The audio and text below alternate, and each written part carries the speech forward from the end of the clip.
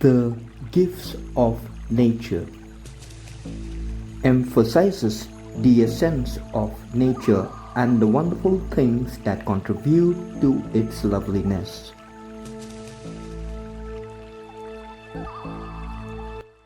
Welcome to Class 6. We proceed to the next chapter, The Gifts of Nature. Page 88. Colors are the smiles of nature.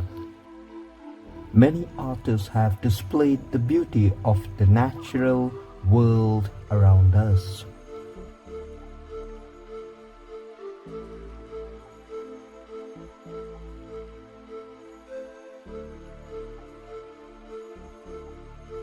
We all know that God has given us the most beautiful gift, the gift of nature.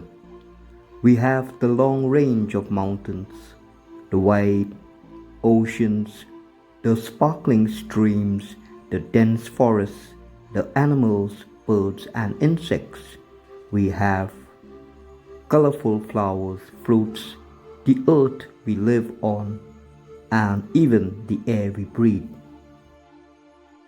These gifts of nature are ours to admire, use and preserve. It is our moral duty to look after the things God has given us. We must learn to take care of the gifts of nature so that these are not destroyed or harmed.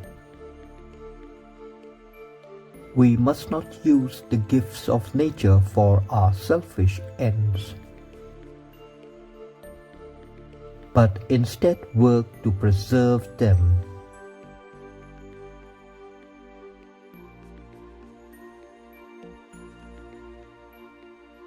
A 100 years ago, there were many more animals than there are today.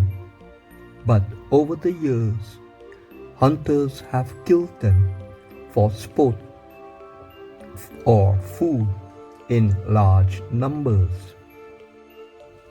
It is feared that some species may soon become extinct. Today, these varieties of animals like tigers, lions, and some rare species are on the verge of extinction.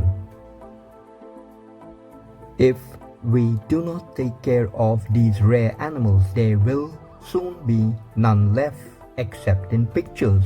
We must not kill animals and birds for sport. We should also preserve the forests so that the wild animals can thrive and multiply. To most of us, the ocean is an endless expanse of water. There are countless fishes.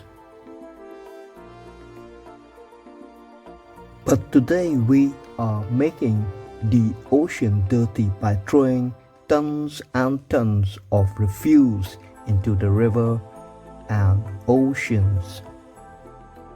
This is known as water pollution. Huge ships sometimes sink in bad weather, and oil spreads over the surface of the ocean, thus preventing fishes and water creatures from breathing. We have to be careful if we wish to preserve the waters for the fishes and sea creatures. If you even go for a picnic on the banks of a river, be careful not to throw your wastewater, paper, and tins and bottles into the river. Avoid washing dirty dishes in the river. Help to keep the river water clean and usable.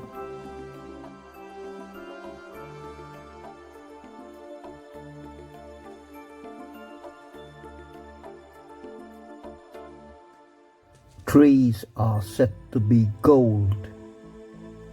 They are so valuable to us that we cannot live without them. It is necessary to cut down trees in order to build our houses and for furniture. But we should also plant more and more trees to maintain ecological balance. This is seldom done. We should help by planting saplings in the parks and along the roadsides. We should see to it that cattle do not destroy young plants.